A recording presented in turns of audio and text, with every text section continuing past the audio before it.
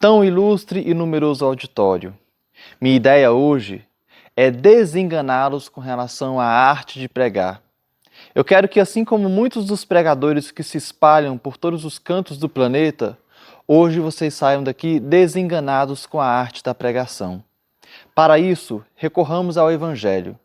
Jesus Cristo vai dizer, em sua parábola do semeador, que o semeador é aquele que foi para vários cantos do mundo propagar a sua palavra, espalhar o trigo divino.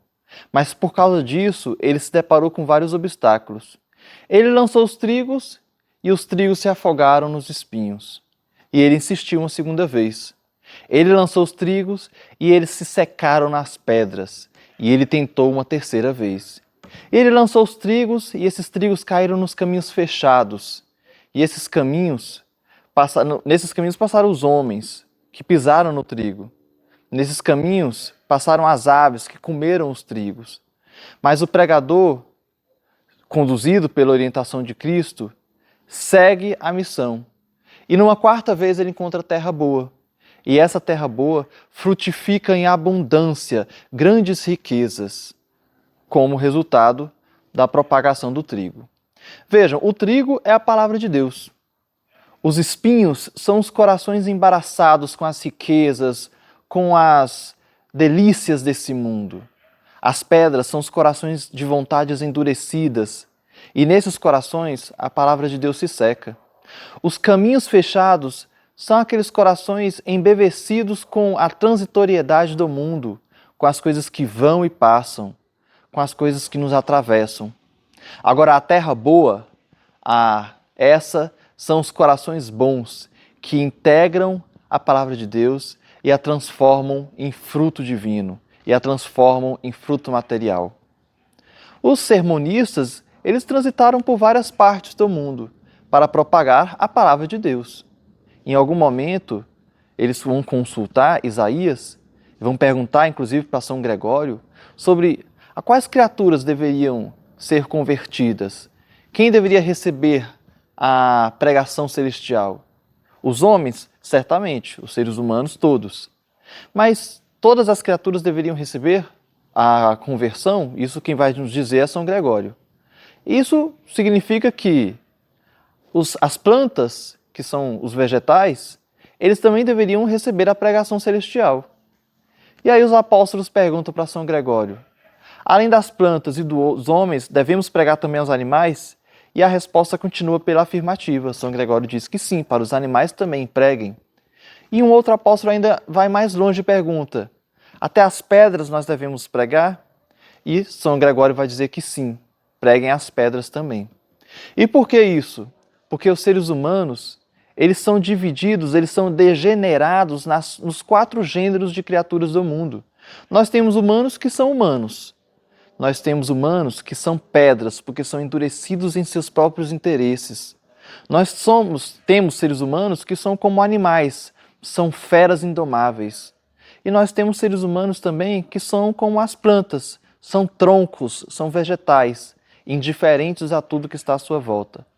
Então, o sermonista, o pregador, ele precisa enfrentar todos esses obstáculos, porque todos esses tipos de criaturas se colocaram contra a sua arte, se colocaram contra a arte da pregação.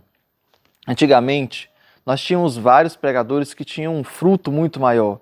Hoje, há tanta pregação, há tanto pregador, há tantas igrejas em todas as esquinas, mas ainda assim, pouco se constata o fruto da palavra de Deus. E é para responder essa pergunta que eu estou aqui hoje. Esta é a matéria desse sermão. Discutir o porquê que hoje há tão poucos frutos da palavra de Deus. Vejam, para começarmos esse raciocínio, vale dizer que a conversão nada mais é do que fazer com que o ser humano veja a si mesmo. Eu preciso me ver a mim mesmo para conseguir me converter ao Evangelho, para conseguir me converter à palavra divina. Mas para que eu me veja, eu preciso de 3 elementos. Eu preciso de olhos, eu preciso de luz e eu preciso de espelhos. Sem o espelho eu posso ter olho e luz, mas eu não consigo me ver. Com o espelho e com o olho, eu só vejo escuridão. Então eu preciso dos 3 em comunhão para que eu consiga me enxergar. O olho é o próprio ouvinte. é o próprio sujeito.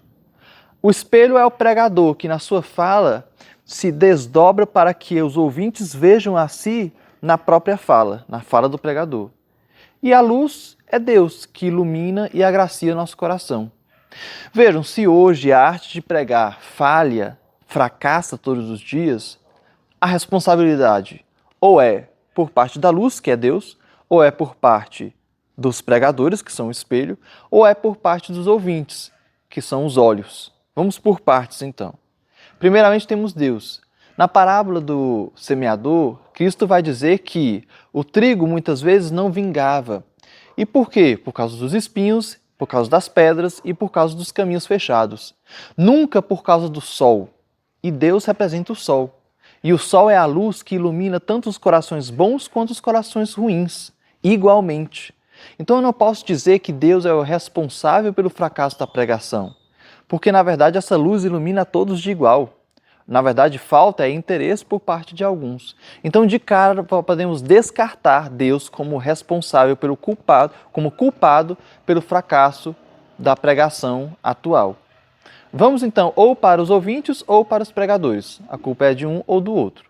Muitos pregadores gostam de dizer que a culpa é dos ouvintes, mas eu quero aqui provar o contrário. Até mesmo o pior dos ouvintes da igreja, os espinhos e as pedras, eles têm pelo menos um efeito. A palavra divina gera pelo menos um efeito neles. Nós temos os espinhos que afogam a palavra divina, mas pelo menos elas nascem ali.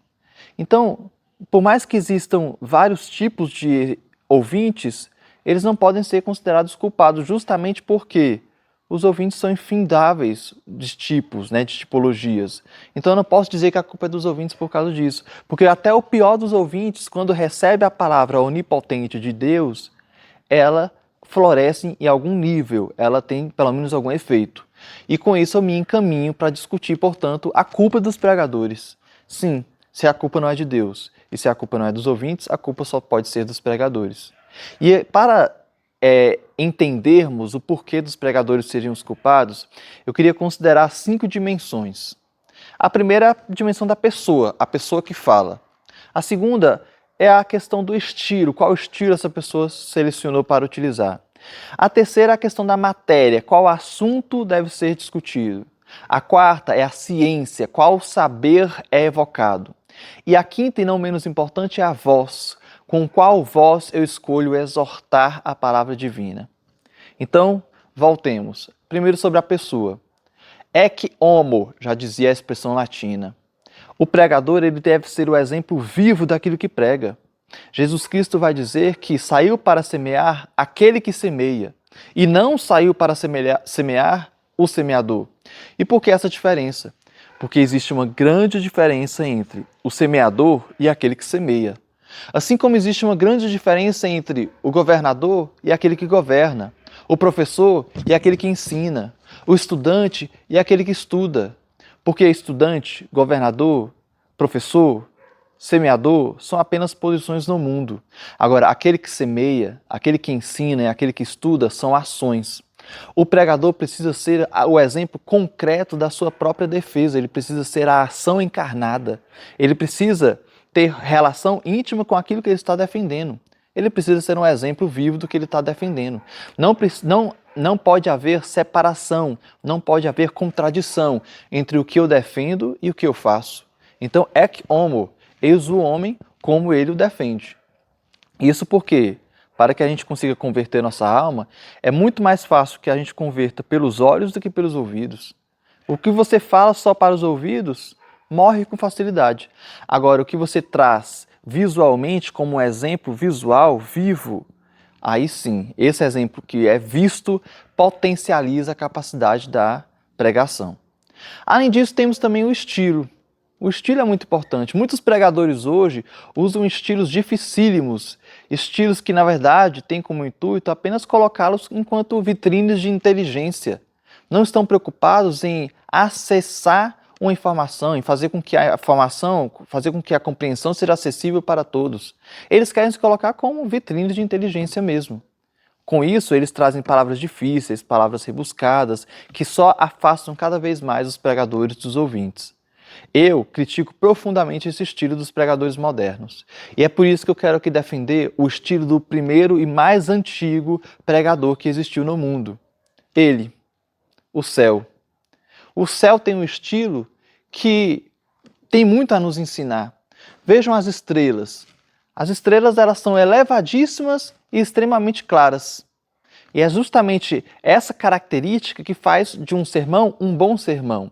Ele deve ser elevadíssimo, porque até a mais inteligente das pessoas tem algo a aprender com ele.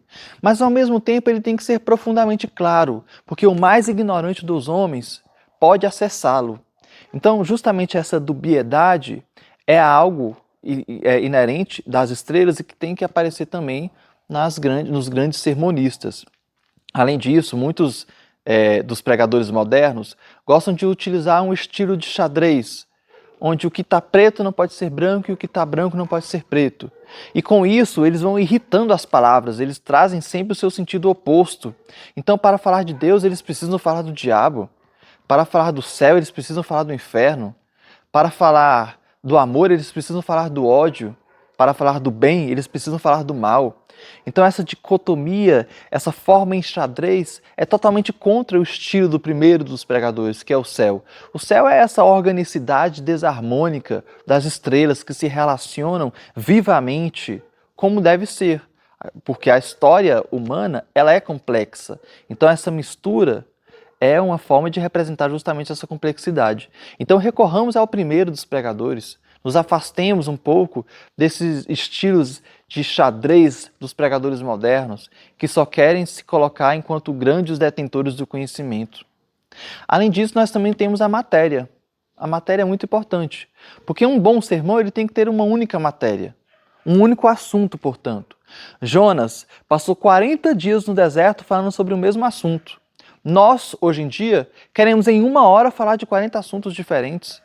Então eu lanço trigo e misturo o trigo com outras várias sementes e com isso gera uma confusão verde extrema, na qual eu não posso extrair nada. Então que a gente tenha uma única matéria, um único assunto. O sermão é como uma grande e sólida árvore. Ele tem um solo frutífero, rico, que é o evangelho. Ele tem um único tronco, que é o seu assunto.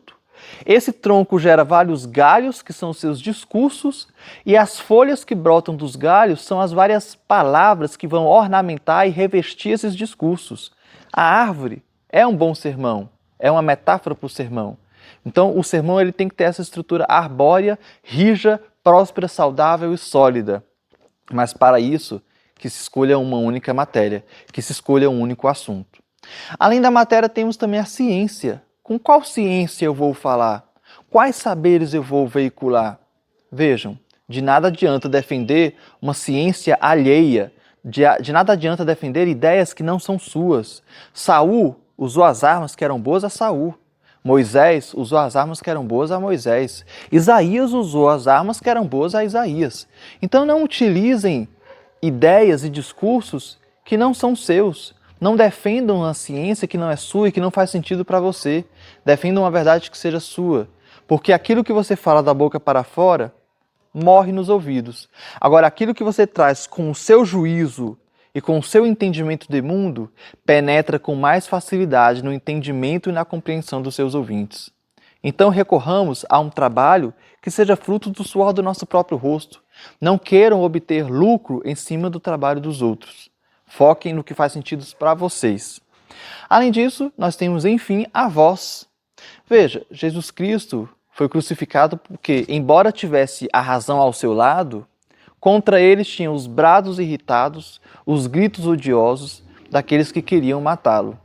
Então, infelizmente, no mundo de hoje, vence os que têm voz mais alta, vence os que têm voz mais raivosa, que sabem intimidar as pessoas, ainda que estejam contra a razão. Não sejam assim. Tenham a razão ao seu lado.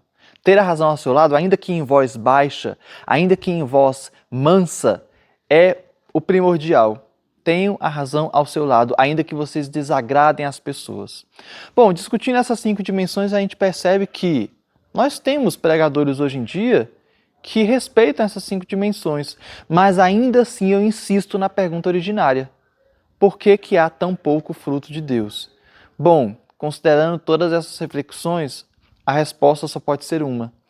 Não temos bons frutos da palavra de Deus porque, infelizmente, as palavras dos pregadores são palavras, mas não são as palavras de Deus. Há muito falso testemunho nos dias de hoje. Veja, não é porque eu cito a Escritura, não é porque eu trago o texto bíblico, que eu estou necessariamente utilizando as palavras de Deus. Não se esqueçam que o diabo tentou convencer Cristo no deserto, pautando-se nas Escrituras. Então, há muitos pregadores que hoje utilizam as Escrituras para fantasiá-la, para manipular os seus sentidos originais, como uma forma de agradar os paladares todos. Não sejam assim. Sejam como Isaías vai dizer. Isaías diz que o bom sermonista é aquele que traz um sermão de nuvem, porque a nuvem tem raio, tem relâmpago e tem trovão. O raio, para ele, mata uma pessoa. O relâmpago é escutado, é visto por muitos, e o trovão é escutado por todas as esferas da terra. Assim deve ser o bom sermonista. Por mais que ele atinja um único coração, por mais que ele fira e transforme e converta uma única pessoa, ele é um raio por causa disso, mas ele também é um relâmpago porque é visto por muitos, e ele é o trovão que ressoa e faz tremer toda a terra. Então que desagradem, que amarguem os paladares todos, mas tragam a verdade originária, não manipulem essa palavra. Que bom médico perguntaria ao paciente se o sabor do remédio está bom? Que seja amargo, mas que cure. Que seja cruel, que seja irritante, mas que salve essas almas. Então o remédio aqui, ele pode até ser amargo, mas o importante é que ele salve, o importante é que ele nos livre. Para finalizar esse sermão, eu só queria relatar um caso muito antigo de dois sermonistas que eram considerados os mais importantes sermonistas do mundo. Eles eram tão habilidosos que as pessoas começaram a perguntar sobre qual seria o mais importante, qual seria o mais habilidoso. E aí a reflexão ganhou muita força, a tal ponto que perguntaram aos professores da universidade sobre qual deveria ser aquele sermonista considerado o mais habilidoso dos dois. Temos o sermonista A e temos o sermonista B. Um dos professores, o considerado mais sábio de todos os leitores, vai responder da seguinte forma: olha, eu não sei qual é o sermonista mais sábio, mas eu vejo uma diferença entre os dois. Quando eu escuto a pregação do sermonista A, eu me sinto muito contente comigo mesmo, me sinto muito feliz com suas palavras. Agora, quando eu escuto as pregações do sermonista B, eu me sinto profundamente descontente com as minhas próprias atitudes, com o meu próprio comportamento. Eu me sinto mal comigo mesmo. Bom, não digo mais nada. Eu sei que vocês entenderam o que eu quis dizer.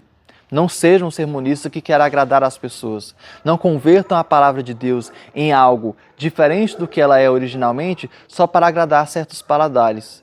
Tragam a verdade, mesmo que ela seja amarga. Tragam a verdade, mesmo que ela seja espinhosa. Porque apenas assim, apenas respeitando o seu sentido original, que nós finalmente vamos poder usufruir e ver exemplos concretos de frutos da palavra de Deus no mundo, que ainda tanta falta faz. Muito obrigado pela atenção.